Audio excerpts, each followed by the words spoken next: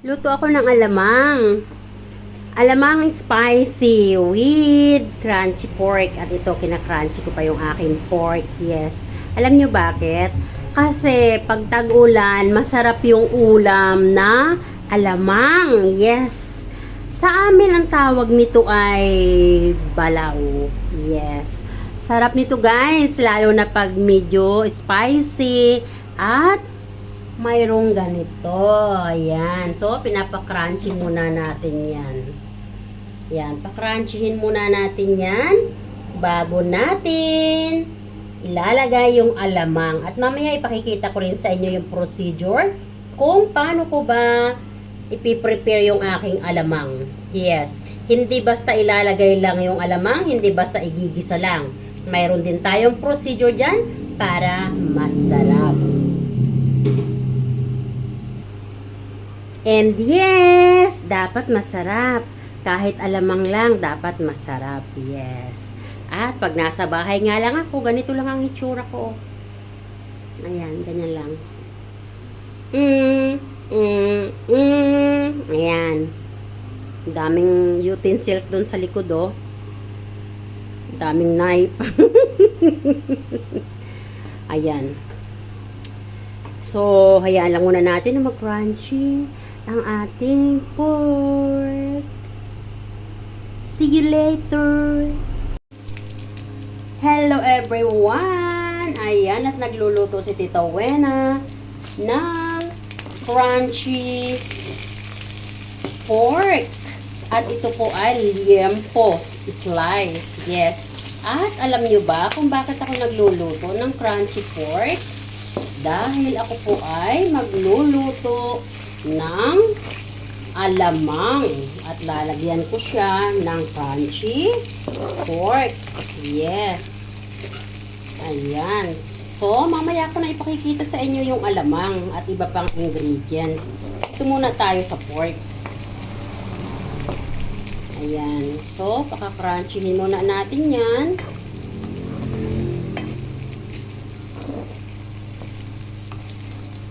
Bago natin ilalagay yung ating alamang.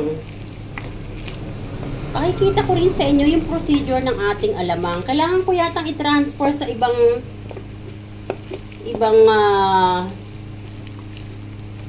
frying pan ng aking pork kasi dumidikit, oh. Alam nyo guys, itong aking nabili na frying pan ay non-stick daw to guys.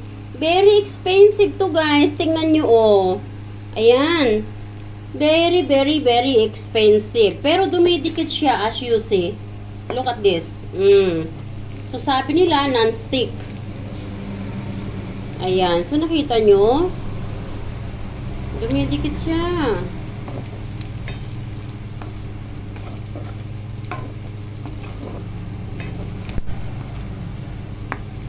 So siya nga pala, bago ko ito niluto ng ganito ay minarinate ko muna sa salt. Siyempre, hugasang mabuti guys ha. Pagkatapos hugasan, i-drain para walang langsa. At nilagyan ko nga lang ng salt at maraming pamintang durog. Yes, para masarap. Ayan guys. So, ayan. So, hintayin muna natin mag-crunchy yan. Ayan. So, bago nga tayo mag-isa ay hugasan muna natin yung alamang. Kung may mga nakikita kayong mga itim-itim na ganyan, tanggalin lang. Ayan. Yung iba nito guys, na mga itim-itim na ito ay mga layak-layak, no? So, ayoko na may mga itim-itim na ganyan. Tinatanggal ko talaga yan guys. And then, ilalagay ko na yan dito sa strainer. Tapos may mga shells, oh. Ayan, oh. Yan. Very uncomfortable yan. Nangangata-ngata mo pag kinain mo. So, ako tinatanggal ko yan guys. Ang pangit ng kamay ko sa camera. Wow. Kamay ng masipa guys, no? Ayan. So, pa nakakita kayo ng mga kamay na ganyan kapangit. Yun na yung kamay ng breadwinner guys. Look at the nail. Oh, di ba? Yan ang kamay ng breadwinner. Kamay ng masipag. Ayan. Yan ang kamay ng bumago ng buhay ng pamilya ko. Dahil din sa mga kamay na yan. Napag-aral ko ang lahat. Pati ang sarili ko. O, diba? Drama lang eh. Totoo yun, guys. So, ayan, guys.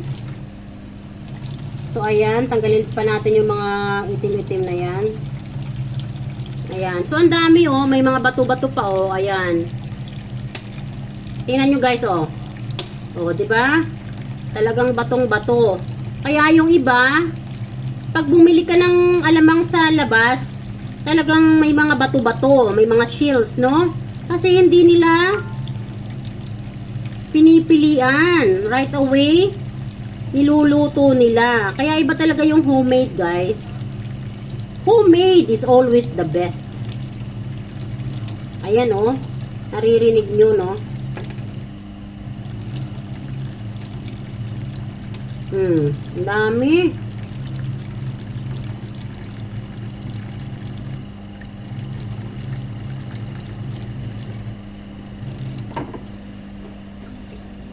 So, ayan, buhusan natin ng tubig, guys. Para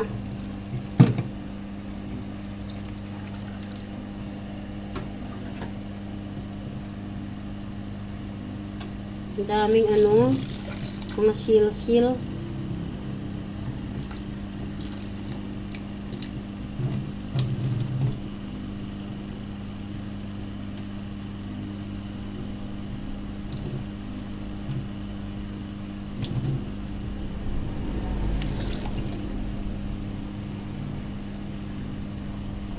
So, ayan guys. So, hugasan natin mabuti ang ating alamang bago natin gigisahin. At dito muna ako magpo-focus sa paghuhugas itong alamang bago ako maghiwa ng mga ingredients. Wow, ang daming mga shell na maliliit na kailangan tanggalin. Oh my God. Ayan, na-engage na ako dito, guys. Na-engage na yung oras ko sa pagtatanggal ng mga shells. Ayan, at meron pang kaliskis ng isda. Ano ba yun?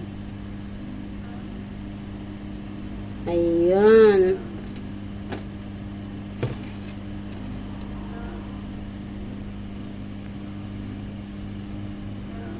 Ayan. Ang dami, no, guys. Kailangan talaga halongkatin mo, no? Look at that. And we don't need that. Ay! Nakalimutan ko, nakatayo yung camera ko. Pero okay na lang yan. Okay lang. Nagugutom na yung aking aso sa labas, sa garahe. Pero mamaya na. Magluluto muna ako. Just wait, doggy. Ang pangalan ng dog ko, guys, na nagbabark ay si Acid. Yung isa, yung aking Shih Tzu, hindi na siya magbabark kasi busog na. Nauna na siyang kumain sa kanyang kuya. Tingnan mo, guys, oh.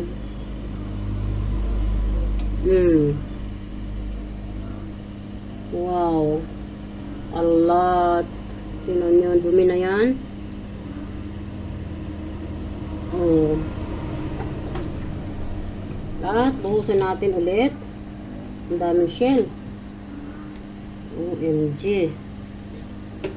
Bigla ko lang kasing naisipan na magluto ng alamang, guys. Kasi pag ganitong tag-ulan, no, masarap yung alamang. Medyo spicy, sweet and spicy. Tapos bagong saing yung kanin mo. Yan, guys, oh. Mga layak-layak. At kat. So, ayan, guys. After 48 years ng paglilinis ng ating alamang, pagtatanggal ng mga shells. Ang dami. Kita nyo yan, mga shells na yan, oh. Ayan, ang nakuha natin sa alamang. So, what if huhugasan lang bigla or kaya hindi nahuhugasan, no? Ang daming shells na maliliit. Look, talagang pipilian, no? Itaktak nyo sa strainer at talagang hugasan nyo. O, ayan. Piliin nyo yung mga shells na yan. Kasi yan ay magiging uncomfortable sa inyo habang kinakain nyo yung niluto na alamang. Kahit gaano kasarap yung pagkaluto nyo ng alamang, kung may mga shell na ganito. Tingnan mo, oh, ang tagal ko nang hinugasan. 48 years na, oh my God. Marami pa rin talaga. Ayan. Alam nyo bakit?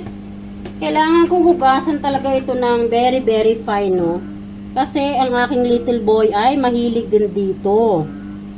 At pag hindi ko ito hinugasang mabuti, every scoop niya sa mouth ng rice with this alamang, kasama yung kanin na masasayang.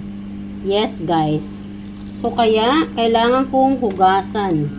Very, very fine. At piliin ang mga shells na ito. Ay, parang hindi ganun kaganda yung pagka-ferment ni ate nito.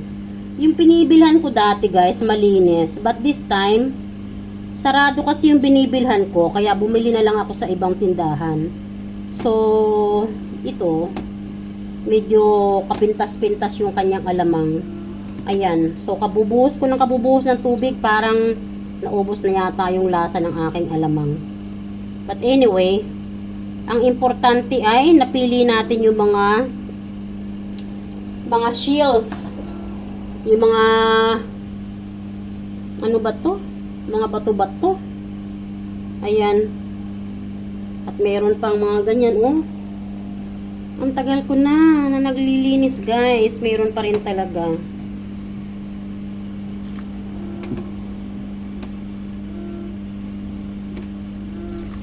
So, ayan. Finally, malinis na. At i-drain lang natin. Meron pa rin, oh. Oh. Hopefully, wala na. Kasi kinalkal ko na talaga lahat. Hindi talaga ako satisfied pag may mga nakikita pa rin ako mga ganyan. Mga maliliit-liit pa rin.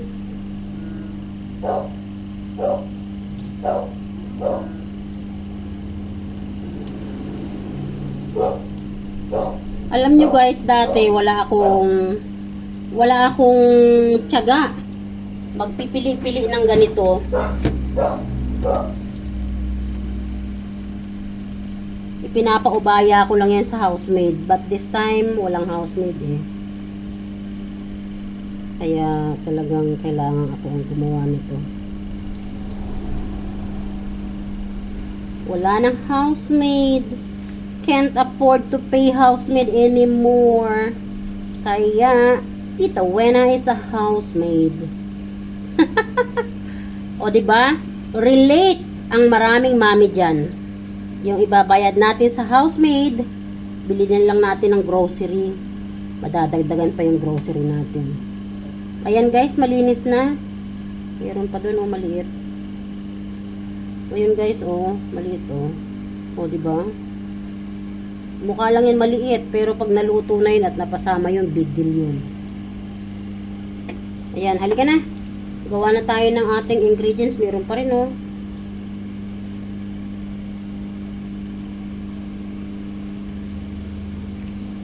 Oh, ang dami-dami naman itong karob ng shells.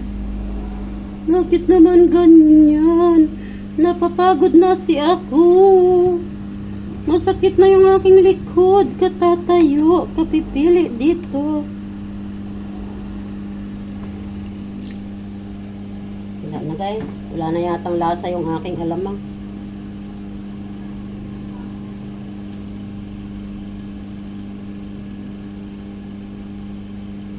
Natanggal na ng kabubuhos. Ayan pa rin, oh.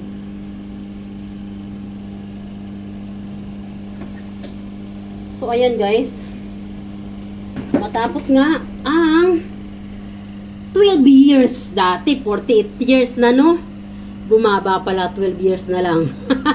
Ayan guys. So, matapos nga nating linising mabuti ang ating alamang, ay i-drain na natin. So, kailangan ay mayroon tayong something na kung saan tutulo ang fluid ng ating alamang para hindi maging messy ang pagpapatungan.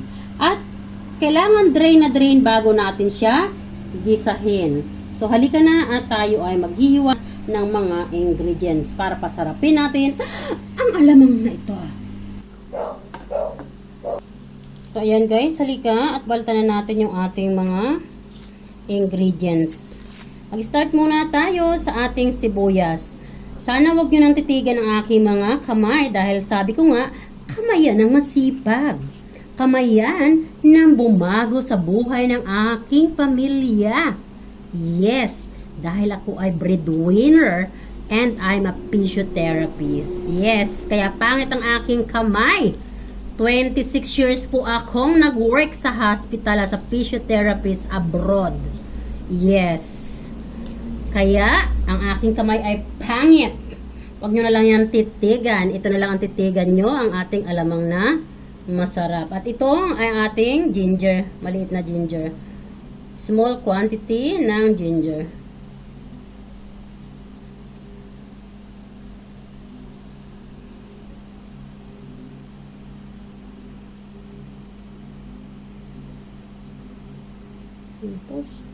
So, proceed naman tayo sa ating garlic.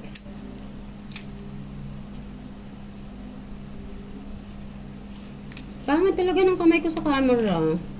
Kahit ako, sarili ko napapangitan ako sa kamay ko. Pero okay lang yan guys. I'm proud sa kamay ko kahit pangit. Kasi sabi ko nga sa inyo, malaki ang nagawa ng kamay na yan sa family ko. Ayan guys. So, huhugasan ko lang ito. Guys, matapos nating hugasan ang ating mga ingredients, ating bawang, sibuyas at luya, halika na at hiwain na natin.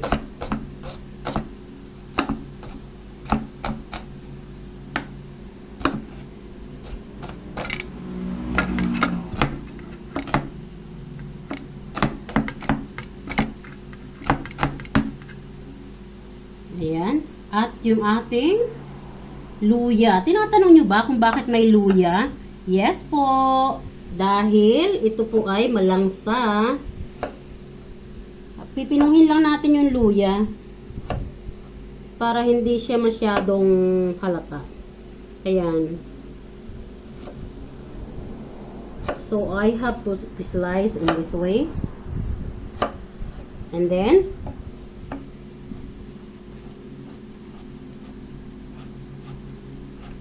diba? Liliit ng texture. Oh, diba? So, ganyan lang yun. Kaliliit. Dapat. Ang ating luya. Ayan. So, ang ating bawang po ay pinitpit ko na. Hindi ko mapitpit dito sa ating table kasi ang table ko po ay glass. At matagal na yung table ko, guys. Matanda pa ito sa youngest son ko. Ang youngest son ko is now 28 years old.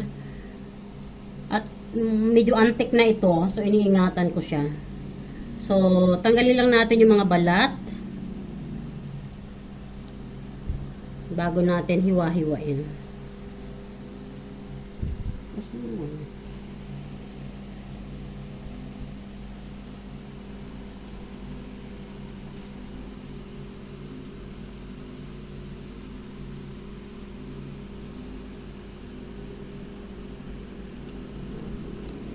So, ayan guys, nabalta na natin lahat ang mga bawang. So, talagang more generous ang ating bawang. At ngayon naman ay hiwa-hiwain lang natin yan ng ganyan.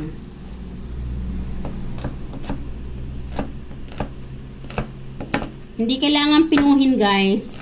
Actually, kung gusto nyong i-slicein, okay lang. Mas gusto ko rin sanang i-slice, pero matagal eh. So, okay na to. And then, halika na at tayo ay maggisa na. Nakalimutan kong bumili ng kamatis, guys. Yung kamatis nga pala, inilagay ko na sa itlog na pula. At kaninang umaga, pagkatapos ko mag-exercise, kinain ko na yung 3 kamatis. Nagpunta ako ng wheat market this afternoon. Nakalimutan kong bumili. But it's okay. Let's go. Halika na, luto na tayo. At ito na yung ating alamang na hinugasan at dinrain. At ayan, air dry na po yan. Pwede nang igisa. So, ayan guys. Luto na yung ating pork. So, itabi na muna natin yan. At igigisa na natin yung mga ingredients natin. Una ay ilagay natin yung ating minced na ginger. Ayan, kunting ginger lang guys. Huwag masyadong marami kasi baka magmukhang tinola naman. At ang ating generous na garlic. Ayan.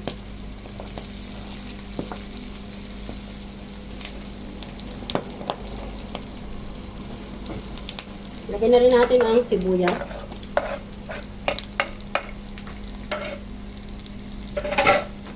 Ayan, halu-haluin lang hanggang sa mag-golden brown bago natin ilagay yung ating alamang. Nice. Continuous lang haluin. Ang bango-bango. Wow. So, ayan guys. So, yung ating mga ingredients na inilagay. Ihalo na natin sa ating pina-crunchy na baboy na liempo. Actually, hindi to masyadong na-crunchy guys. Pero okay na to. Ayan, ang bango. Wow. And then,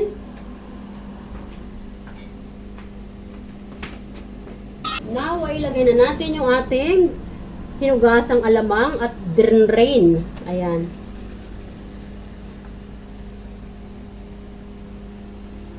So, ayan guys. Matapos natin ilagay ang ating alamang ay i-mix lang natin all together sa mga ingredients at baboy. Ayan, hanggang mag-incorporate all together. Ayan. At this time, ay medyo ilay lang natin yan ng ganyan bago natin ilalagay yung iba pang ingredients by follow. So, hayaan lang muna natin yan na maluto by themselves ng ganyan. Few minutes after, ilalagay naman natin yung iba pang mga ingredients. Kaya dyan lang kayo para makita nyo kung ano pa ba mga ingredients ang ilalagay natin. Ayan guys. After few minutes, ay pwede na natin ilagay yung ating mga sili. At ang gagamitin kong sili ay pasete. Ayan, ito po ay yung mga tinanggal ko lang sa dahon ng sili na nilagay ko sa ating tinola. Ayan. At ngayon naman ay lalagay natin sa ating alamang. And then, this time, ay pwede na rin natin ilagyan ng ketchup. Any brand po ng ketchup.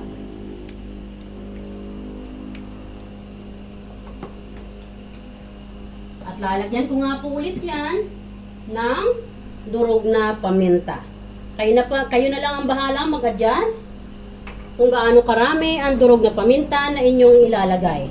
Ako, mas gusto ko ng generous sa durog na paminta. Mas masarap kasi. And then, now, ay isusunod ko na rin ang sugar.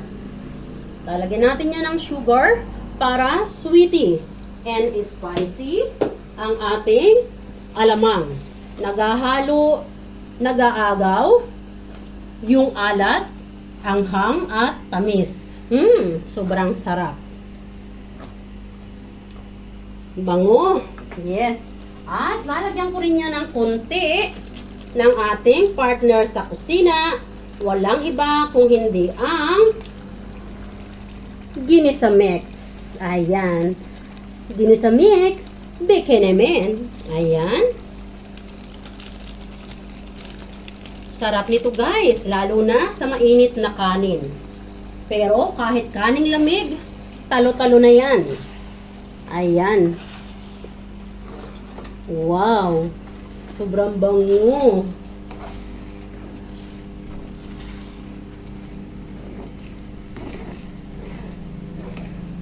Wow. Naalala ko guys, nung kami ay elementary pa, no? Long ago. Pag nagluluto ng ganito ang lola ko, talagang separate niya kami para ulam namin yon, baon sa school. At masayang masaya ako nun guys. Para sa akin, feeling Christmas na ako nun guys, no? Kasi kalimitan ng ulam namin ay tuyo lang. At ang kanin namin, binalot sa dahon ng saging. So, pag nagluto ang lola ko ng ganito, I feel very special na. So, ayan guys, hayaan lang natin yan. Ilagay natin sa very luhit. Ayan. So, halu-haluin lang muna natin para hindi matutungan sa ilalim. Like what I said, itong aking frying pan ay mukha lang non-stick. Nabudol ako guys. Hindi naman pala to non-stick. So, kaya halu-haluin ko lang hanggang sa ilalim para hindi siya manikit.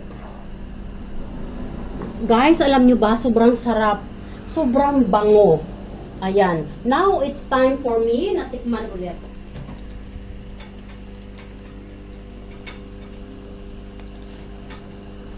So, kukuha ako ng small quantity para tikman siya.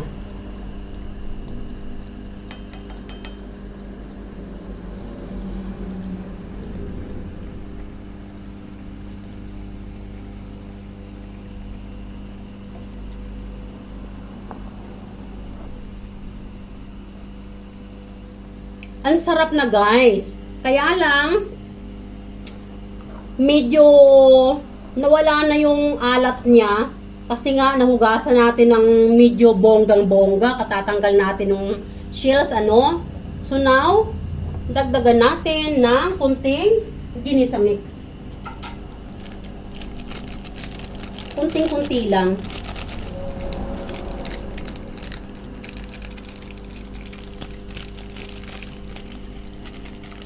Ayaw na magbigay yung ating ginisa mix.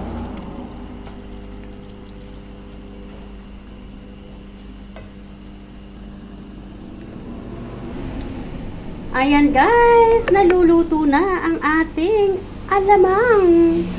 Ang sarap-sarap naman yan. Look at that. Ang alamang ni Tita Wena. Ay, alam nyo ba guys, nakatayo pala ang aking camera.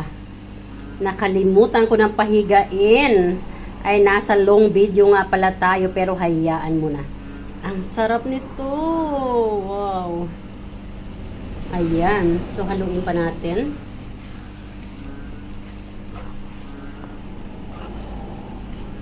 Ayan. So, ilagay na natin sa medium heat. And, after a minute, pwede na natin i-turn off ang fire. At pwede na po ito.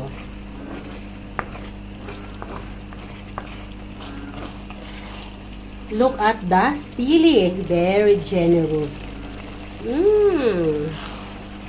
Ayan guys. Sarap.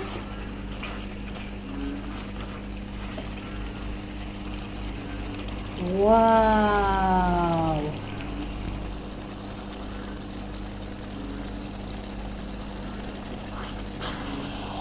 Look at my alamang.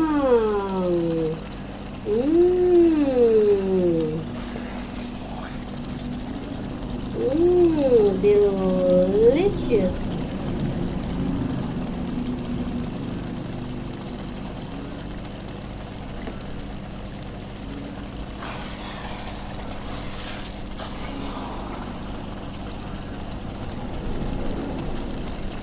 Look at that. Wow. Oh, so good. Delicious.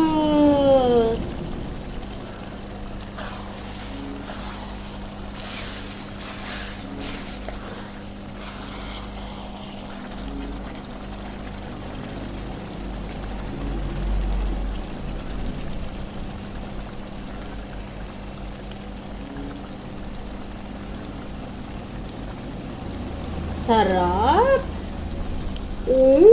Ayan, pwede na yan guys. Patay na natin ang apoy.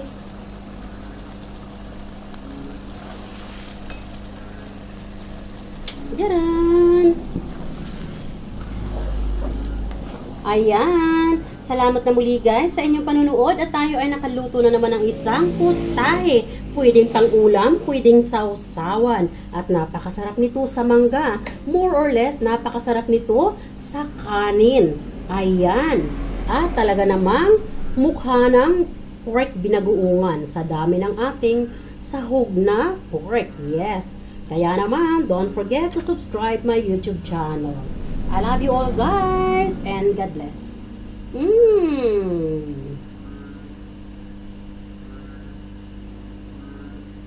Please subscribe and write down a little bit. Comment, longer comment for my revenue. I love you all, guys.